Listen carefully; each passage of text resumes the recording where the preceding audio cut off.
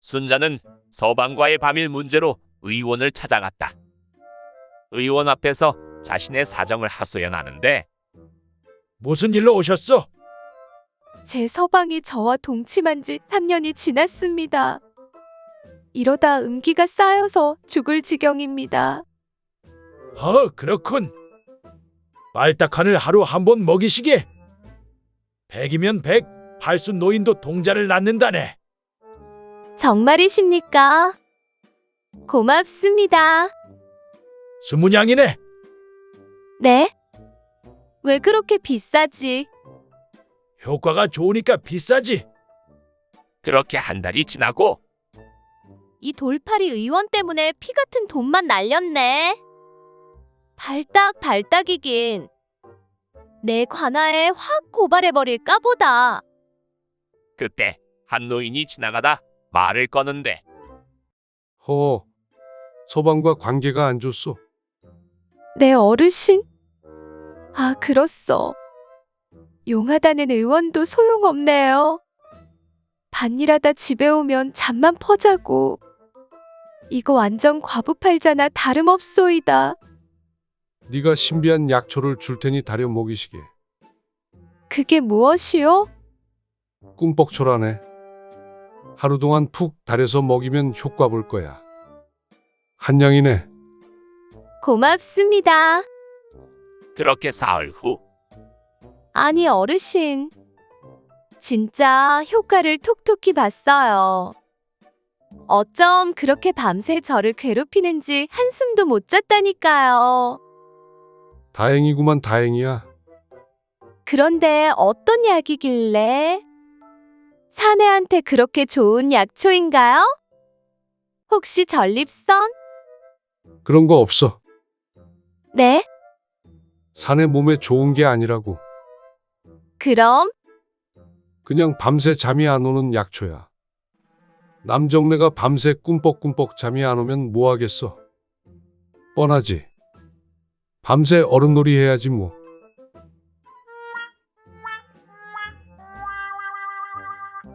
어느 마을 두 청년이 만나 이야기를 하고 있었다. 꽤나 흥미로운 이야기 같았는데 그거 들었어? 약장수 최씨 있잖아.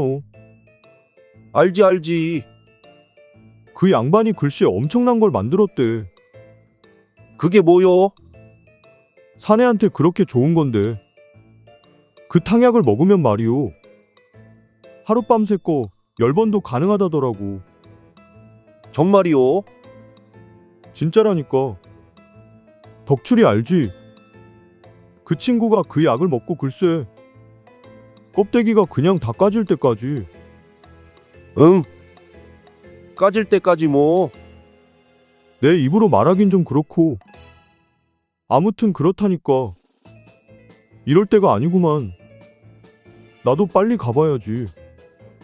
같이 가세. 이 이야기를 듣고 있던 김 노인이 생각에 잠긴다. 그리고 잠시 후 내 약장수 최 씨한테 좀 다녀오겠네. 약이요? 어디 편찮으시오? 그게 말일세. 내가 아까 오다 소문을 들었는데 그 친구가 효험이 있는 약을 만들었다네. 무슨 약인데요? 아, 사내한테 그렇게 좋다 하오? 그냥 나이 불문하고 강제로 만들어준다니. 내 얼른 다녀오리다. 허허, 남사스럽게. 그럼 저는 의원에 좀 다녀오겠소. 의원은 왜? 30년만 아니요? 아니, 영감이 낡고 녹슨 물건을 다시 쓰려고 하니? 난 가서 파상풍약을 먹고 와야겠소.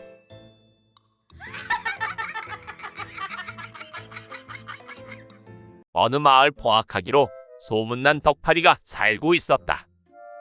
그는 성격 고약하기로 소문이 나 마을 사람들이 벌벌 떨었는데 이봐 광주댁. 이따 내 방으로 와. 오늘 밤 쪽간 외롭구만. 오늘 외로운 내 마음 달래줘야지. 알겠소. 그의 횡포에도 누구 하나 관아에 고발하지 못했다. 뒷감당이 무서워 벌벌 떨었다. 주모. 주모, 아, 덕팔씨 아닌교. 거 머릿고기랑 탁주 좀 내와봐. 지금 막 고기가 떨어졌는데.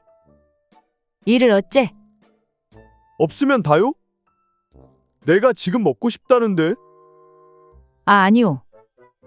내가 옆 가게 가서 빌려오겠소. 조금만 기다리시오. 그렇게 무법천지로 마을을 휘젓고 다니던 덕파리에게도 강적이 있었는데 뭘 봐 이 자식아. 재수 없게 생겨가지고 불만 있으면 맞짱 한번 까던가.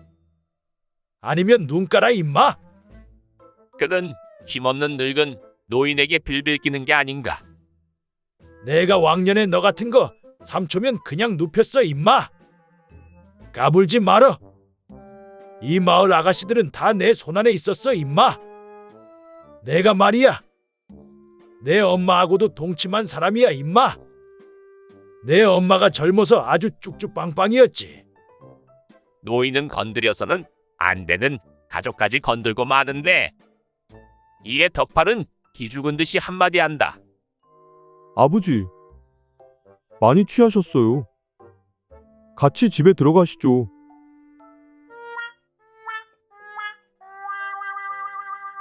어느 마을 사내를 홀리는 여인 매월이가 살고 있었다. 그녀를 한번 마주친 사내들은 소중이가 불끈 솟아 가라앉지 않았다. 그래서 결국엔 거세를 하는 사내들이 많았는데 어느 날 박대감이 길을 가다 그녀를 마주치는데 아니 저 여인은 이거 몸이 왜 이러지? 피가 막 솟구치고 기운이 넘쳐나는도다. 아이고 얼마 만에 내 방망이가 불방망이가 된 것이냐. 그렇게 박대감은 황홀한 기분에 집으로 돌아가 몇 년 만에 첩을 불러 자리를 했는데 의원 날이 어떻게 됐습니까? 아, 별수를 다 해봐도 가라앉을 생각을 하지 않네. 침을 놓고 뜸을 놓고 불에 지져봐도 도무지 가라앉을 생각이 없어. 내 이런 경우는 또 처음이구만. 아이고 진짜 대단하시네. 팔순에 불방망이를 다 보는구나. 그 매월이란 계집이 정말 엄청난가 보군. 하루 이틀 더 지켜보고 결정을 해야 하겠네. 자르든지 어쩌든지. 저렇게 두면 회사에서 썩어날 게 분명한데. 아이고 이거 큰일입니다. 의원님 고생하셨습니다. 그렇게 의원이 되돌아가고 이거 어쩌지? 우리 대감마님 평생 덕을 쌓으시고 참 존경받는 분이셨는데 이렇게 허무하게 노년을 맞이하실 줄이야. 그때 박대감의 부인이 나타나는데 내가 해결했다. 네? 해결이라니요? 영감님 소중히 말이다. 아니 그 용하다는 의원도 해결 못했는데 마님께서 어떻게 그걸 해결하셨는지요? 쉽더구나. 그냥 가서 귓가에다가 조용히 속삭였지. 영감, 이왕 이렇게 된 거 우리 막둥이 한번 만들어 볼까요? 하니까 그냥 팍 죽어버리던데.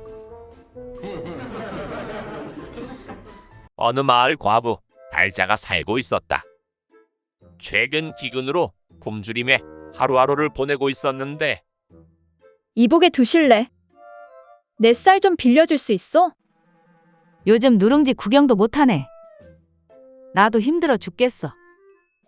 우리 바깥 양반이 겨우 입에 풀칠할 정도만 벌어오니. 아, 그렇소? 미안하네. 네, 괜한 소리를 했구려. 집으로 돌아가려는 달자에게 말을 꺼내는데 혹시 그건 어때? 뭐 말이오? 저 옆마을에 박서방이라고 있어. 그 사람이 호라비인데 돈이 그렇게 많다더만. 아, 그래? 근데 돈 많으면 많은 거지. 알지도 못하는 나랑 무슨 상관이오? 이거 비밀인데. 그 박서방하고 하룻밤을 보내면 20냥이나 준다는 소문이 있더라고. 에이, 남사스럽게 왜 그런 말을? 아니 뭐 자네도 혼자고. 그 사람도 홀몸이니 나쁠 것 있어? 아무튼 20냥이 어디 개 이름도 아니고. 생각해봐. 그렇게 집으로 돌아온 달자는 생각하는데 그래? 이렇게 굶어 죽을 순 없지. 거 한번 눈 딱 감으면 돼. 그날 밤 그녀는 박서방의 집으로 찾아가는데 두실내의 말을 듣고 찾아온 박서방의 집. 아이고, 이게 뭐라고 이렇게 떨리나. 그런데 두실내가 했던 말이 자꾸 떠오른다. 그런데 말이야. 돈 벌기가 뭐 쉽겠어. 그 사람이 좀 거칠다던데. 그 있잖아, 그 채찍을 좀 사용한다던데. 그래? 스무냥이야, 스무냥. 정신 똑바로 차리자. 계시오. 박서방 계시오? 누구시오? 내 소문 듣고 왔소. 스무냥 말이오. 아, 그래? 들어오시오. 그렇게 방 안으로 들어가고 준비됐소? 아, 서방 잃고 몇 년 만인지 모르겠는데 떨리네. 준비됐소. 자, 스무냥이오. 감사하오. 그럼 이제 본론으로 들어가 볼까? 그렇게 거사가 끝나고 고생했소. 고맙소. 고맙긴. 내가 고맙지. 근데 생각했던 것보다 별거 없네. 듣기로는 어마무시하더만. 뭐가 어마무시하오? 아, 그게 채찍을 쓴다던데. 그래서 엄청 겁먹었지 않았소. 채찍은 괜한 소리였구만. 허, 이제 써야지. 응? 이제 쓴다고. 그 스무냥 다시 내놓을 때까지.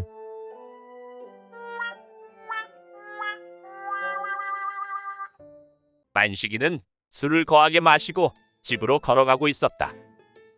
그런데 어디서 울음소리가 들렸는데 아이고, 초저녁부터 재수없게 누가 울고 자빠졌네. 그때 한 사내가 보이는데 이 사람아, 무슨 슬프고 원통한 사정이 있길래 그러고 있는가?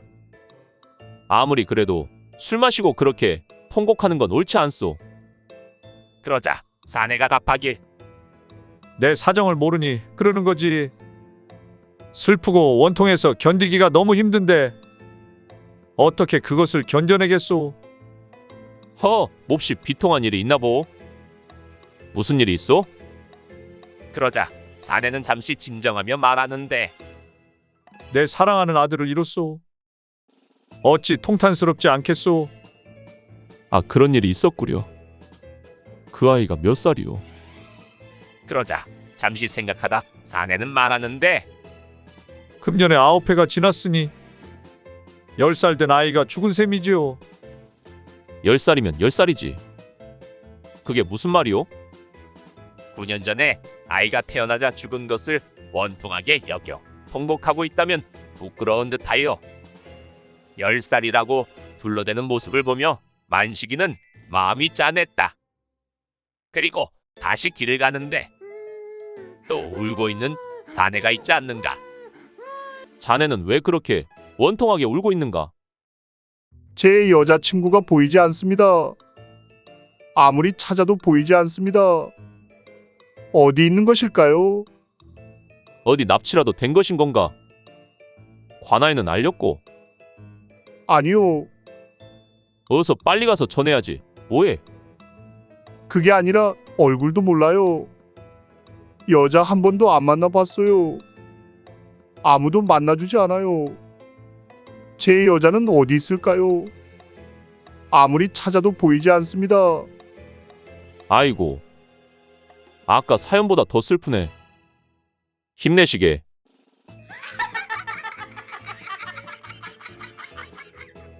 어느 마을 덕출이란 사내가 살고 있었다. 덕출은 숙기가 없고 부끄러움이 많아 여인을 만나고 싶어도 만나지 못하고 살았다. 하지만 그와 반대로 복날은 온 마을 처자들을 다 꼬시고 즐기며 살았는데 저 자식은 전생에 나라를 구했나? 저 아씨는 김대감댁 딸 아니야? 부럽다 부러워. 아주 날마다 밤마다 아주 지지고 볶고 하겠네. 미안하다 내 소중아. 주인 잘못 만나서. 그래, 언젠가는 내가 저 녀석을 한 방 먹여줄 날이 올 거야. 그렇게 40년이 흐르고 덕출은 우연히 봉달을 만나게 되는데 아니, 자네는 덕출이 아닌가? 그렇소만? 나는 봉달이네. 기억하겠는가? 아, 그 남봉꾼 봉다리. 그런데 자네는 하나도 늙지 않았어? 불로장생 약이라도 먹은 겐가? 비결 좀 알려주시게. 아, 그건 쉽다네. 오로지 색을 멀리한 이유라네. 여인을 멀리하고 수양을 게을리하지 않았다네. 사람이 세상을 살면서 최고의 즐거움이 색이거늘. 만일 색을 가까이 하지 않는다면 말인세. 비록 천년을 산들 무슨 이로움이 있겠는가. 나는 김할멈과 생강차를 마셔야 하니까 가겠네. 그래, 즐거웠네. 그렇게 봉달은 자리를 뜨고 덕출 삼촌. 들킬까봐 떨렸어요. 그래, 잘했다, 잘했어. 제가 삼촌 젊었을 적이랑 닮았다고 하는데 정말 믿을 줄 몰랐네요. 근데 이렇게까지 해야겠어요? 글쎄 모르겠다. 그냥 한 방 먹이고 싶었는데 부러워하려나 안 하려나. 나도 할멈이랑 생강차 마시고 싶구만. 마을 청년 덕출이는 길을 가다 삼봉이를 마주쳤다. 그런데 삼봉이 얼굴이 심상치 않는 게 아닌가. 자네 얼굴이 왜 그래? 또 어디서 깝죽대다 두드러 맞고 왔어? 내 그 주둥이 언젠간 사고 칠 줄 알았지. 아, 그런 거 아니야. 아니긴 뭐가 아니야. 그놈의 새치여가 문제야, 문제. 서번에도 주막주인 월매댁 앞에서 국밥 나오니까 얼마나 맛있는지 한번 먹고 싶네. 그 말을 왜 월매 쳐다보고 짓거려서. 곤장 20대나 쳐맞았잖아. 아, 그런 게 아니라니까. 주둥이 짓걸려서 그런 게 아니여. 그럼 뭔데? 그 김대감네 막내딸 수진아 씨 알지? 아, 알지. 우리 마을에서 그 처자보다 예쁜 여자가 있단가. 그 여자랑 물레방아에서 만났어. 자네가? 뻥 까고 있네. 자네가 무슨 수로? 자네가 뭐 불방망이라도 달고 있어? 지금 바지 내려봐. 진짜요. 그럼 볼은 왜 그래? 아무튼 그 아씨랑 뽀뽀하다 이렇게 됐구만. 오호라. 싸다구를 아주 연타로 맞아버렸나 보네. 자네는 이제 큰일 났구만. 그 김대감이 막내딸을 얼마나 아끼는데. 아닌데. 우리 몰래 만난 지 꽤 됐는데. 뭐라고? 그럼 볼이 맞은 게 아니면 왜 그래? 아니, 글쎄 뽀뽀에 달래서 뽀뽀하는데. 아, 글쎄 간지럽다고. 다리를 확 오므리는 게 아니요. 그래서 볼이 아직도 얼얼해 죽겠구만. 아, 그렇구만. 응. 어느 마을에 만석군 김부자 영감이 살고 있었다. 그는 성품이 교활할 뿐 아니라 인색하기로 소문이 나. 동네 아이들까지도 그를 딱정새 영감이라고 놀려댈 만큼 구두쇠였다. 한가위가 지나고 추수도 끝난 어느 가을날, 자진방아를 돌려라. 오늘은 이잣돈 들어오는 날이구만. 좋다, 좋아. 육간대청의 삼중대문의 큰 집에 살고 있는 김부자는 광에 가득 쌓인 벼섬을 둘러보며 매우 흐뭇해하고 있었다. 이때 대문 밖에서 목탁 소리가 들려왔다. 아, 또 웬 놈이야. 거 참 하루를 안 거르고 들락거리는구나. 시주하러 온 스님에게 쌀털이나 내놓을 김영감이 아니었지만 오늘따라 유난히 목탁 소리가 귀에 거슬렸다. 누구 없느냐? 안에 누구 없느냐? 거참 아무도 없느냐니까.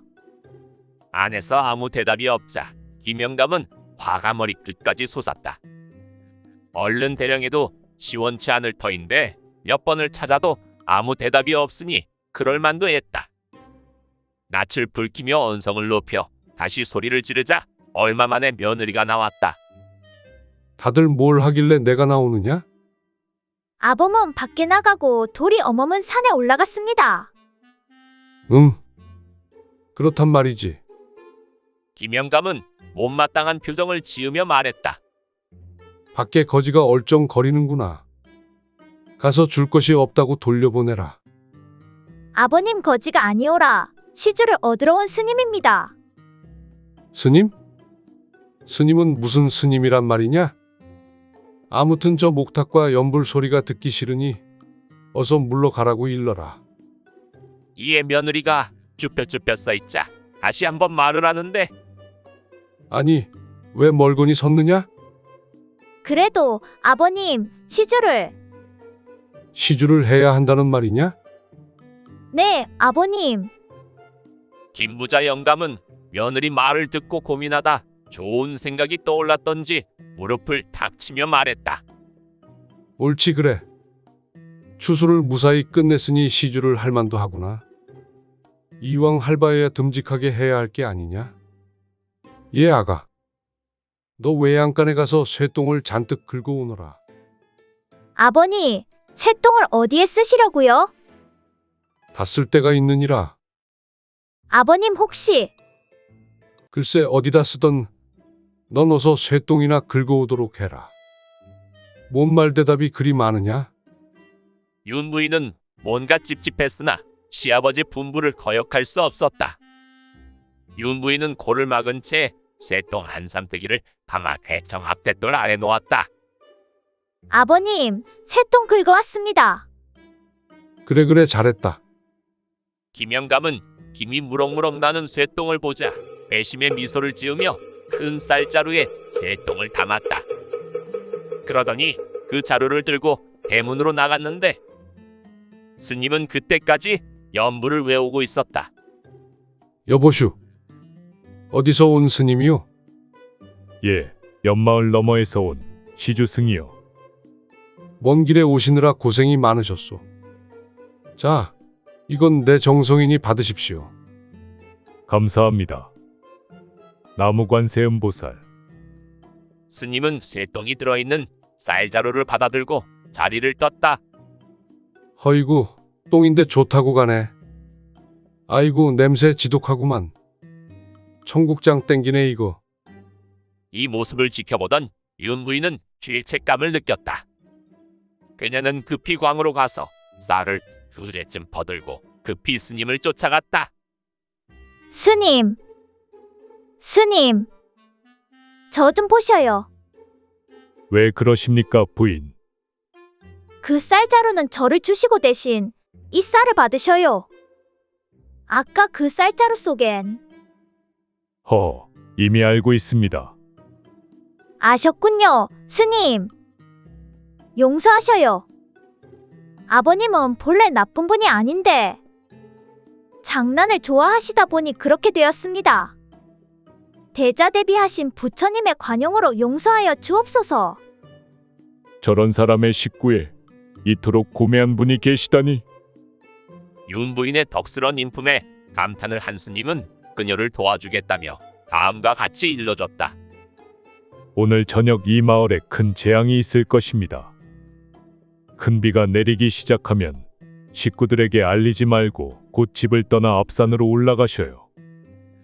가는 길에 뒤에서 무슨 소리가 나도 뒤를 돌아보면 안 됩니다. 산에 다 오른 뒤에는 괜찮으나 중간에 뒤를 돌아다 보는 것은 절대 안 됩니다. 명심하십시오. 말을 마친 스님은 입속으로 연부를 외우며 산모퉁이를 돌아 사라졌다. 윤 부인은 갑작스런 말에 얼떨떨했으나 스님의 말에 따르기로 결심을 했다. 그날 저녁 하늘에 검은 비구름이 덮이더니 폭우가 쏟아지기 시작했다. 윤 부인은 낮에 스님에게 들은 이야기를 식구들에게 알릴까 망설이다 그대로 집을 나와 앞산으로 향했다. 번개와 천둥이 마치 천지를 개벽할 것만 같았다. 사람 살려. 누구 좀 도와주시오. 여보, 나 좀 살려줘. 이거 큰일이네, 큰일. 마을 사람들의 아우성 속에 남편의 소리도 들리는 듯했으나 윤 부인은 스님의 말대로 뒤를 돌아보지 않은 채 산을 올랐다. 윤 부인이 산중턱까지 왔을 때였다. 마을 한 부분이 무너지는 소리와 함께 남편과 시부모의 비명이 그녀의 귓전을 스쳤다. 아가야. 아가, 나 두고 어디 가니? 여보, 나 좀 도와줘. 그 소리는 처절한 울부짖음이었다. 순간 윤 부인은 스님의 당부도 잊은 채 고개를 돌려 마음 쪽을 내려다봤다. 어머, 우리 집이. 마을은 황토울 바다가 되어 있었다. 여보. 아버님. 그녀는 목이 터지게 남편과 시아버지를 불렀으나 어느새 사람의 소리는 간 곳이 없었다. 윤 부인은 아픈 가슴을 어쩌지 못한 채 다시 위로 발길을 돌리려 했다. 그 순간 부인의 발이 무겁고 감각이 둔해지는 것이었다. 발을 내려다본 윤 부인은 그만 비명을 지르지 않을 수 없었다. 그녀의 발은 바위로 변하고 있었다. 그러더니 순식간에 온몸이 바위 형체로 변하고 말았다. 착한 마음으로 시아버님의 죄를 씻으려던 윤 부인은 산을 오르다 뒤를 내려다보는 모습 그대로 바위가 돼버렸다고 한다. 그 후 마을은 며느리 바위 동네라 불리우고 있다고 한다. 어느 마을 외로운 과부 옥녀가 살고 있었다. 그는 서방을 5번이나 갈아치울 정도로 기가 센 여자여서 누구 하나 접근하지 못했다. 그러던 어느 날 그녀는 자신이 소리가 나도록 울게 해주는 사내에게 쉰양을 준다는 약속을 걸었고 이에 사내들이 차례로 찾아오는데 소리내서 울게 만들면 되는 것이오. 그렇소. 그렇다면 자신 있지. 내가 옆마을에서 여인들이 살려달라고 빌고 빈다는 강세요. 기대하겠소. 그렇게 둘은 방으로 들어가고 얼마 후 나온 사내는 민망하다는 듯이 주랭랑을 치고 만다. 그리고 두 번째 사내가 나타나고 고구마 아시오? 고구마가 내 몸에 달렸소. 허풍이 심하시구만. 기대해 보겠소. 둘은 방으로 들어가고 꿈틀꿈틀 소리가 나지만 울음소리는 들리지 않았다. 방에서 나온 사내는 민망함에 주랭랑을 치는데 마지막 사내가 나타나고 아니 뭐 이런 멸치 뒤포리 같은 사내가 그러다 골로 가는 거 아니요? 그 소리 들어보셨소? 마른 장작이 잘 탄다고. 허허, 마른 장작은 꺾어야 제맛이지. 그렇게 둘은 들어가는데 그런데 이게 웬일인가? 옥녀의 울음소리가 들렸다. 사내가 성공한가 싶었는데 사내의 울음소리도 들리는 게 아닌가? 이때 도전했던 사내가 나타나고 내가 봤소. 분명히 봤소.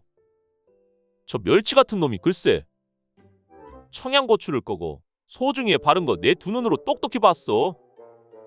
이거 반칙이요 반칙. 덕만이와 천수는 주막에서 술 한잔 하고 있었다. 덕만이 최근에 들은 소문을 이야기하는데 자네 그거 들었는가? 저기 최판술 영감 말이야. 그 영감 알지? 그 돈이 억수로 많다는 영감 아니오? 똥 쌀 때 비단으로 똥 닦는다던데. 그 영감이 왜? 그 영감이 글쎄 말이야. 20살 계집을 첩으로 들였다네. 거 참 팔팔하고만 팔팔해. 칠순 노인이? 그 나이에 거 무리하는 거 아닌지 몰라. 그러게 부럽다 부러워. 내가 문제 하나 낼게. 70살 노인하고 20살 처녀하고 하룻밤을 보내게 됐어. 그런데 다음날 아침에 눈을 떠보니 한 사람이 죽어 있는 거야. 과연 누가 죽어 있었을까? 응, 아마도 70살 노인? 왜 그렇게 생각하는가? 거야, 그 노인의 재산을 탐하고 간 여자니까. 그 재산을 가지려고 해쳤거나 아니면 늙은 노인이 밤새 힘쓰다가 골로 갔거나. 아니야. 20살 처녀야. 왜? 그때 주막 주인이 나타나는데 나는 알 것 같은데? 자네가 안다고? 응. 바로 20살 처녀지. 왜 그렇게 생각하는가? 그건 바로 식중독 때문이지. 식중독? 유통기한이 한참 지난 걸 먹었으니까 여자가 골로 가는 거지. 어느 마을 과부 춘심이가 덕삼을 마음에 두고 있었다. 춘심은 용기를 내어 덕삼에게 찾아가 말을 거는데 이복의 덕삼, 어이 춘심이 안녕하신가? 오늘 밤에 뭐 하신가? 뭐하긴 발바닥 닦고 잠이나 자야지. 그래? 그럼 우리 외로운 팔자끼리 배꼽이나 한번 맞춰볼까? 뭐라고? 진심이야? 진심이네. 나 덕삼이 자네 좋아하네. 나도 사실 자네 마음에 품고 있었네. 그러면 이따 밤에 물레방아에서 보게. 좋네 좋아. 그렇게 밤이 되고 덕삼은 춘심이가 말한 물레방아로 가는데 춘심이 피를 흘린 채 쓰러져 있는 게 아닌가. 아니 이게 뭐야? 이게 무슨 일이야? 덕삼을 헐레벌떡 집으로 도망간다. 그리고 다음날 고을 사또는 덕삼을 범인으로 보고 불러들이는데 어제 여인네가 죽어 있었다. 그런데 그곳에서 발자국을 추적해보니 내 집과 연결돼 있었다. 솔직하게 고하거라. 사또 아닙니다. 사실 우리는 그날 만나기로 했었는데 소인이 갔을 때는 이미 쓰러져 있었습니다. 억울하옵니다. 덕삼의 진심이 느껴진 사또는 덕삼이 범인이라고 확신하지 못하는데 그래서 꾀를 내기로 한다. 한 여인을 귀신으로 분장시켜 밤마다 마을을 돌며 곡성을 내게 하였다. 이 나쁜 놈아 어찌 나를 죽였느냐? 나는 이제 너를 죽여버리겠다. 자비로운 부처님만 제외하고 누가 너를 용서하겠느냐? 나는 지금 목이 마르고 배가 고파 정말로 견디기가 어렵구나. 내가 술과 고기를 갖다 바치지 않으면 당장 너를 죽여버리고 말겠다. 절대로 너를 그냥 내버려 두지는 않겠다.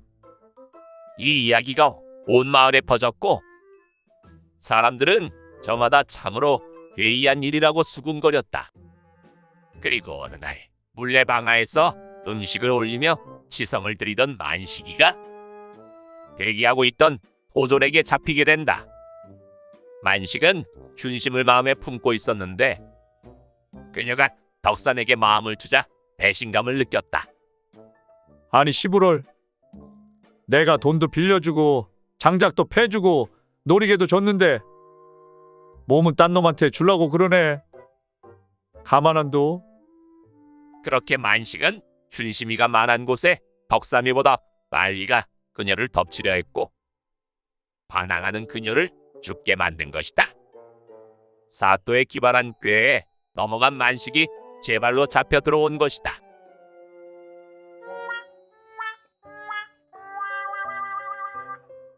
춘삼이는 양기가 넘치는 사내였다. 예쁜 마누라를 얻어 아침 저녁 점심으로 그녀를 괴롭혔고 그녀는 아이 셋을 낳았지만 춘삼의 양기는 식을 줄 몰랐는데 임자 이리 오게.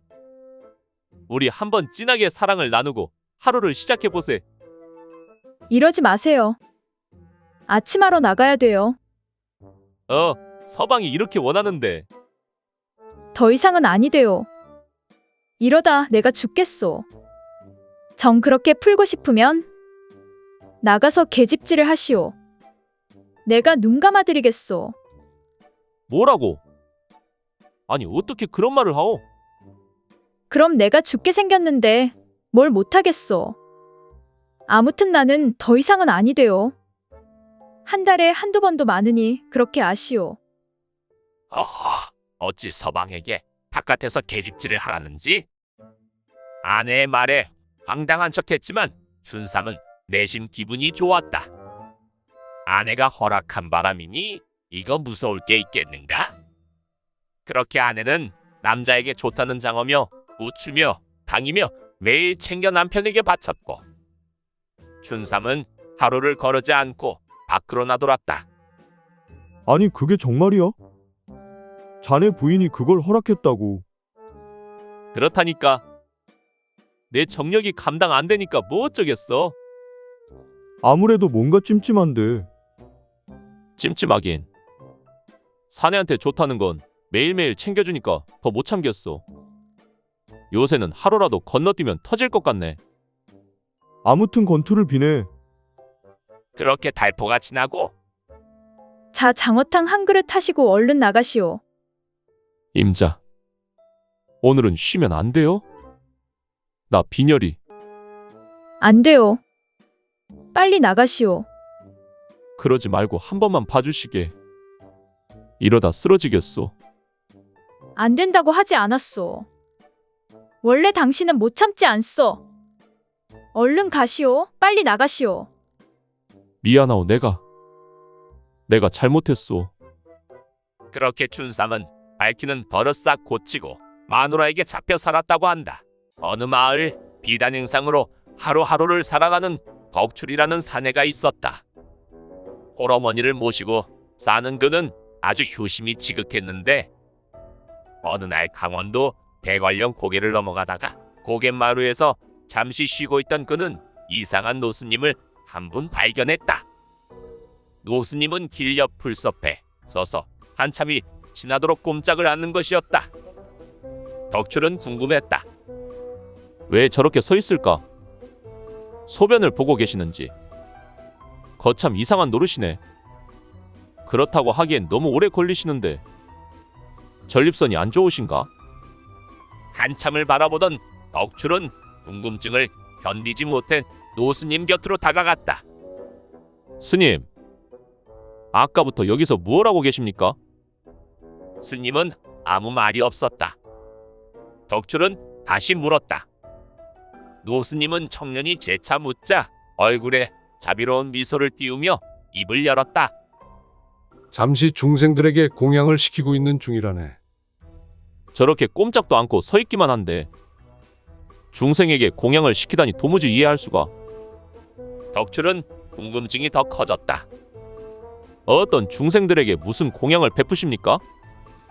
옷 속에 있는 이와 벼룩에게 피를 먹이고 있네. 그런데 왜 그렇게 꼼짝도 않고 서 계십니까? 내가 움직이면 이나 벼룩이 피를 빨아먹는데 불편할 것이 아닌가. 아니 세상에. 덕출은 크게 놀라는데 이건 분명 둘 중 하나다. 도라이 정신이상자든가 해탈의 부처의 경지에 오른 분이던가. 생각을 마친 덕출은 스님의 말에 큰 감동을 받았다. 덕출은 비단 장수를 그만두고 스님을 따라가 제자가 되고 싶은 생각이 들었다. 순간 덕출의 뇌리에는 집에 계신 홀어머니가 떠올랐다. 아 맞다. 어머니께 못한 효도가 아직 태산인데. 청년이 잠시 망설이는 동안의 노스님은 발길을 옮겼다. 생각에 잠겼던 덕출은 눈앞에 스님이 안 보이자 어느새 산길을 오르고 있는 노스님의 뒤를 따르기 시작했다. 스님은 청년이 다가오는 것을 아는지 모르는지 뒤도 돌아보지 않고 걸었다. 절에 도착한 스님은 덕출을 돌아보며 말했다. 그대는 어인일로 날 따라왔는고? 저는 비단을 팔아 하루하루를 살아가는 비단장수입니다. 오늘 스님의 인자하신 용모와 자비행을 보고 문득 저도 수도하고 싶은 생각이 일어 이렇게 쫓아왔습니다. 부디 제자로 받아주십시오. 내가 수도승이 되겠단 말이지. 그렇다면 시키는 대로 무슨 일이든지 다 할 수 있겠느냐? 예 스님. 무슨 일이든지 시키기만 하십시오. 이 몸 힘닿는 대로 다 할 것입니다. 덕출의 결심이 굳은 것을 확인한 노스님은 그의 출가를 허락했다. 이튿날 아침 스님은 새로 들어온 행자를 가까이 불렀다. 오늘 중으로 부엌에 저 큰 가마솥을 옮겨 새로 걸도록 해라. 덕출은 흙을 파다 짚을 섞어 반죽한 후 솥을 새로 걸었다. 한낮이 기울어서야 일이 끝났다. 스님, 솥 거는 일을 다 마쳤습니다. 오냐? 알았다. 이리저리 살펴보신 스님은 걸긴 잘 걸었다만 이 아궁이엔 이 솥이 너무 커서 별로 필요치 않을 것 같으니 저쪽 아궁이로 옮겨 걸도록 해라. 하고 이르고는 나갔다. 덕출은 다음날 한마디 불평도 없이 스님이 시킨 대로 솥을 떼어 옆 아궁이에 다시 걸기 시작했다. 인서가 이걸 솥이라고 걸어놓은 거야. 한쪽으로 틀어졌으니 다시 걸도록 하여라. 노스님은 짚고 있던 석장으로 솥을 밀어 내려앉혀버렸다. 덕출이 보기엔 전혀 틀어진 곳이 없었지만 스님의 다시 하라는 분부를 받았으므로 그는 불평 한마디 없이 새로 솥을 걸었다. 그렇게 솥을 옮겨 걸고 허물어 다시 걸기 8번을 반복했다. 다시? 이런 시부럴! 한 번만 더 퇴짜 넣으면 내 집으로 가던지 해야지. 아, 내 머리털도 다 밀어버렸는데 이거 참. 그렇게 9번 만에 드디어 노스님은 덕출의 구도심을 인정했다. 그리고는 솥을 9번 고쳐 걸었다는 뜻에서 구정이란 법명을 내렸다. 법명을 받은 구정 스님은 고향의 어머니에게 달려가 자초지종을 말씀드렸다. 이야기를 다 들은 노모는 아들의 손을 꼭 잡고 기쁨의 눈물을 흘렸다. 아들아, 참으로 장하구나. 대단한 결심을 했으니 어미 걱정은 추호도 하지 말아라. 어디 산입에 거미줄 치겠느냐. 죄송합니다, 어머니. 열심히 수행정진하여 큰 스님 되는 일이 이 어미에게 효도하는 일이니 명심토록 해라. 그 길로 집을 떠나 산으로 돌아온 구정스님은 훗날 크게 명성을 떨친 구정선사가 되었고 스님의 수행은 오늘에도 입산 출가자들의 귀감이 되고 있다고 한다. 어느 마을 최고의 기생홍매가 살고 있었다. 예쁜 그녀는 여기저기 탐패는 사내도 많았고 콧대 높은 여인이었는데 우와, 진짜 예쁘다. 아가씨 같은 여자랑 놀려면 얼마나 필요하오. 이런 쥐콩만한 게 누나라고 불러 임마. 누나? 누나랑 놀려면 얼마나 필요해요. 으이그, 나는 코 찔찔이 사내랑은 안 놀아 임마. 집에 가서 찌찌나 더 먹고 오셔. 그거 참 어리다고 무시하지 마오. 아이고 무서워라. 이렇게 한참 어린 마을 청년 아이 할 것 없이 그녀를 좋아했는데 어느덧 세월은 쏘아놓은 화살같이 흐르고 사너리 고갯길을 한 걸음 두 걸음 무거운 발걸음으로 오르는 사내가 있었다. 고갯마루 초가집 삽작에서 내려다보던 홍매는 종종 걸음으로 내려가 새우젓 찌개를 떠밀어 주고 싶었는데 몸이 성치 않아 그저 바라보며 한숨만 쉬고 있었다. 얼마만인가? 열흘도 넘었지? 아마도 이래만이지요. 사내와 여인은 초가집 종마루에 걸터 앉아 이야기꽃을 피운다. 요새 뭔 재미난 일은 있어? 아주 난리가 났지요. 왜 뭔 일인데 그래? 자세하게 말해보게. 글쎄, 사또 아들이 지 애비 힘을 믿고 온갖 못된 짓을 하더니 이번엔 산 넘어 나물 캐러 산에 오른 양갓집 처자를 그만. 그래서? 마음 여린 처자가 버티겠어요? 절벽에서 계곡물로 그만. 아이고 짠하네 짠해. 외딴 집에 혼자 사는 여인은 새우젓 장수가 들려주는 얘기가 유일한 세상 소식이었다. 이 집은 원래 주막이었다.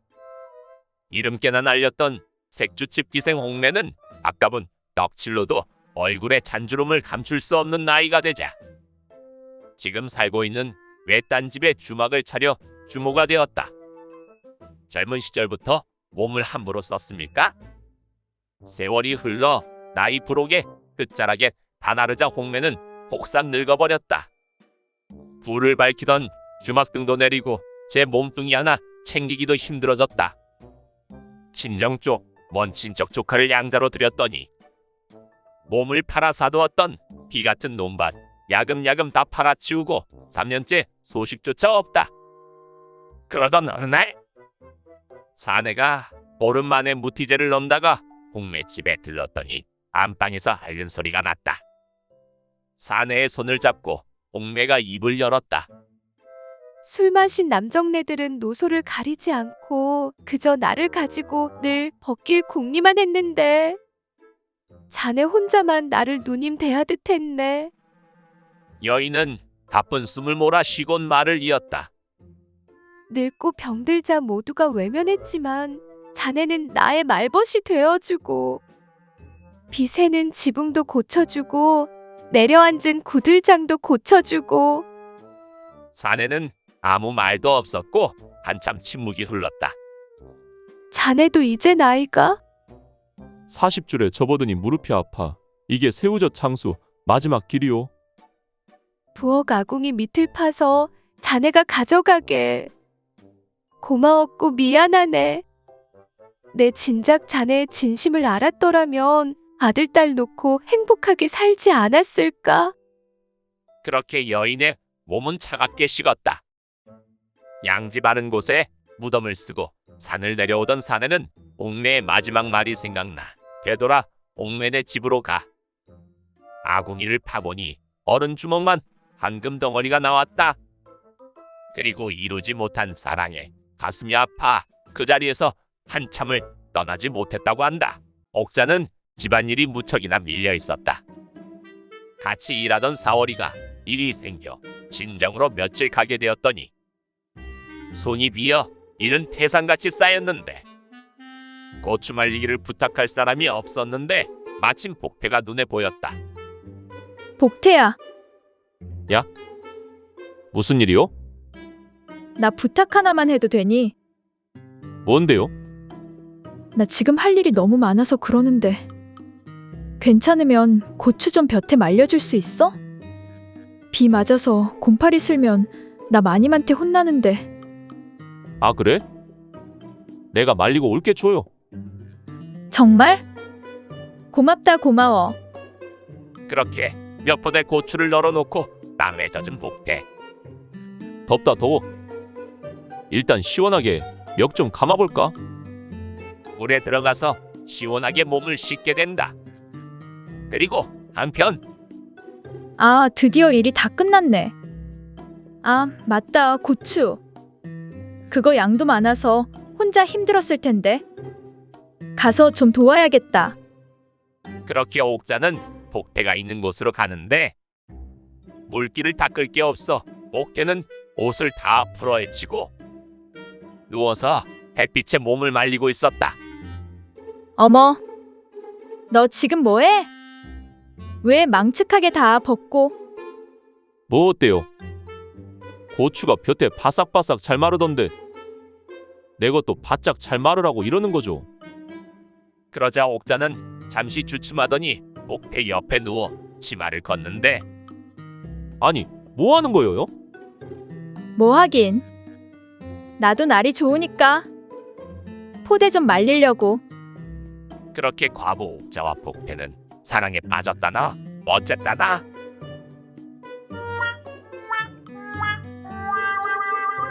어느 마을 모자란 총각 진수는 기생집에 들린다. 진수의 손엔 죽은 개구리 한 마리가 들려 있었다. 그의 방문에 문지기가 놀라는데 아니 저자는 그 돈 많다는 최대감댁 외동아들. 순진해서 여인네한테는 털끝만치도 관심이 없다던데. 여긴 무슨 일이지? 그치, 그게 문제가 아니지. 오늘 쪽쪽 빨아먹어 볼까? 어서 오시오. 나는 말이오. 병 걸린 여인이 필요하오. 병이요? 그렇소. 우리 집 기생들은 청결해서 병에 걸린 여인은 없습니다. 꼭 병에 걸린 여인이어야 하오. 정말 안심하셔도 됩니다. 병에 걸린 여인은 없습니다.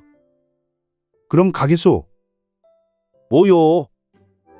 또라이요 뭐요? 아이수 있소. 들어오시오.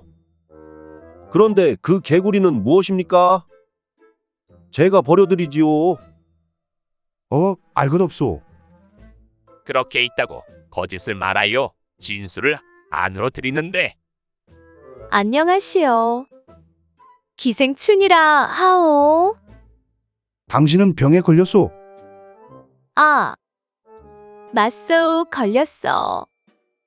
다행이오. 그런데 병에 옮으면 어찌하오? 옮아야 해서 그쪽을 찾은 거요. 그게 무슨 뜻인지. 우리 집에 가면 유모가 있소. 그래서 자네와 거사를 마치고 집에 가서 유모와 하룻밤을 보낼 것이오.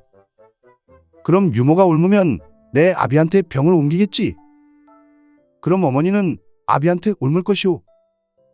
그렇다면 결국 덕세는 어머니한테 병이 옮을 것이오. 그럼 대성공이오. 덕세? 덕세가 병에 걸려야 하오? 그렇지. 그 자식이 내 개구리를 밟아 죽인 놈이거든.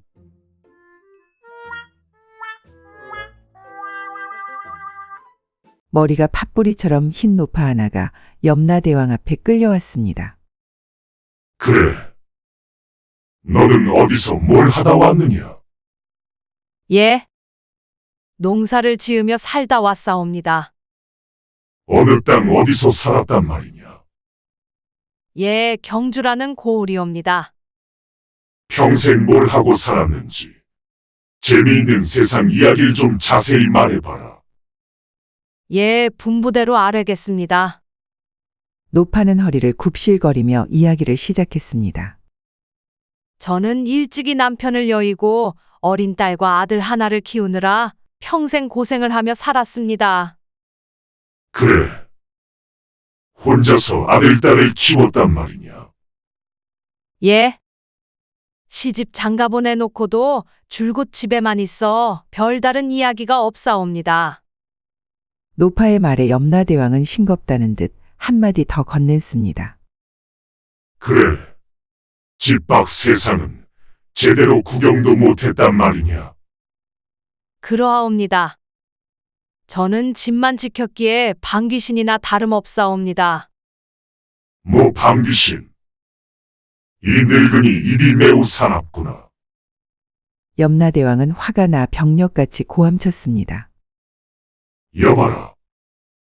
이 늙은이는 집만 지키는 방귀신이었다니. 개새끼가 되어 아들 집이나 지키게 해라. 염라대왕의 불호령이 떨어지자 노파를 끌고 나가 개로 만들었습니다. 이승에 있는 노파의 아들 집 개로 만들었죠. 이승에 있는 노파 아들 박씨 집에서는 개 한 마리를 기르고 있었는데 갑자기 배가 불러지더니 한 마리의 새끼를 낳았습니다. 어쩌면 꼭 한 마리만 낳았을까?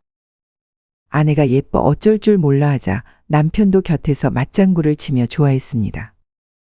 그거 참 예쁘기도 하구나. 아무래도 보통 강아지가 아닌 것 같구려.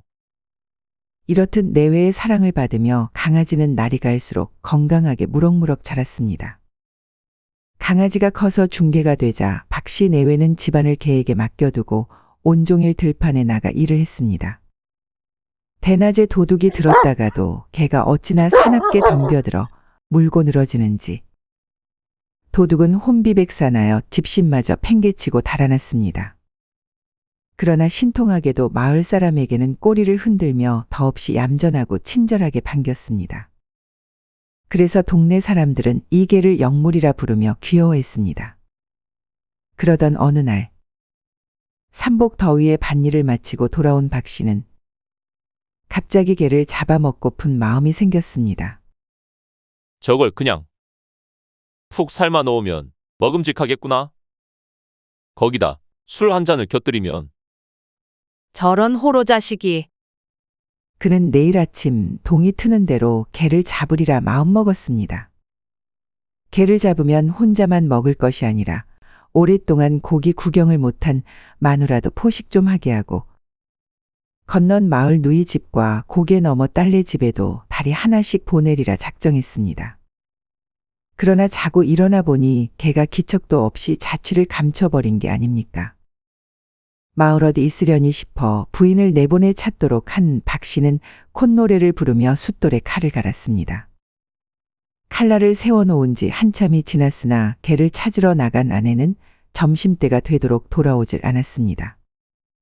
기다리다 지친 박 씨는 그만 화가 나서 아내를 탓하며 자기도 찾아 나서는데 마침 아내가 마당으로 들어섰습니다. 아니 임자, 걔는 어떡하고? 아무리 찾아도 흔적조차 없어. 원 빌어먹을. 아내를 나무라며 개를 찾아 나선 박 씨 역시 해질녘 빈손으로 돌아왔습니다. 누구 하나 본 사람조차 없다니 참으로 이상한 일이었습니다. 한편 고개 넘어 박 씨 딸은 새벽밥을 짓다가 성큼 부엌으로 들어오는 개를 보고 깜짝 놀습니다. 자세히 보니 친정집 개였습니다. 어머, 여긴 어떻게 온 거니? 혼자 온 거야? 반가워서 다가가 쓰다듬어 주니 개는 눈물을 주룩주룩 흘리며 숨겨 달라는 듯 했습니다. 아무래도 이상하다 싶어 박 씨 딸은 밥을 주고 마루 밑에 자리를 마련해 주었습니다. 개는 다시 눈물을 흘리며 마루 밑에 들어가 꼼짝도 안 했습니다. 며칠 후 박 씨 집에 스님 한 분이 들렀습니다. 스님은 문 앞에 선 채 말없이 박 씨의 얼굴을 뚫어지게 쳐다봤습니다. 아니 스님, 왜 그리 쳐다보십니까? 큰 잘못을 저지르려 하는구려. 스님, 무슨 말씀이신지요? 댁에 분명 개 한 마리가 있었지요. 아니 그걸 어떻게 아십니까? 그 개가 며칠 전 자취를 감췄지요? 박 씨는 의아하게 생각되어 스님의 말에 귀를 기울였습니다. 스님은 뭔가 골똘히 생각하더니 다시 입을 열었습니다. 그 개는 바로 돌아가신 당신 어머니입니다. 당신 집을 지켜주려고 개로 환생하여 오셨는데 잡아먹으려 하다니. 쯧쯧쯧. 아니, 뭐라고요? 걔가 어머니라고요? 아니 그게 무슨 개소리입니까? 말씀 좀 자세히 해주세요. 기겁을 한 박 씨는 스님 장삼자락을 잡고 어쩔 줄 몰라 했습니다. 스님은 눈썹 하나 까딱 않고 말을 이었습니다. 그 개는 지금 제 넘어 당신 딸네 집에 숨어 있으니 얼른 모셔다 효성을 다하도록 하시오. 그렇지 않으면 대대로 가온이 멸할 것입니다. 뒤통수를 얻어맞은 듯 넋을 잃고 서 있던 박 씨는 펄쩍 뛰었습니다. 개가 숨어 있는 박 씨의 딸네 집으로 줄다름 쳤습니다. 어머니, 어디 계시나? 숨을 턱에 차게 몰아쉬며 다급하게 묻는 이 말에 딸은 영문을 몰라 어안이 벙벙했죠. 아, 내 할머니 말이다. 할머니. 할머니라뇨? 저기 계시구나. 어머님. 박 씨는 마루 밑으로 기어들어가며 울부짖듯 어머니를 외쳤습니다. 자초지종의 사연을 들은 딸도 그제서야 눈물을 흘렸습니다. 어머님, 전생에 못한 효성 지금이라도 해드리겠습니다. 박 씨는 개를 등에 업고 팔도 유람을 시작, 이름난 명승고적과 명찰을 두루 살폈습니다. 그러던 어느 날 고향 근처에 다다른 박 씨는 잠시 쉬다가 자기도 모르게 잠이 들었습니다. 잠깐 졸다가 깨보니 개가 없었습니다. 사방을 찾아보니 개는 앞발로 흙을 긁어 작은 웅덩이를 마련해 놓고 자는 듯 죽어 있었습니다. 박 씨는 슬피 울며 그곳에 묘를 쓰고 장사 지냈습니다. 그 후 박 씨 일가는 가세가 번창하여 부자가 되었다고 합니다.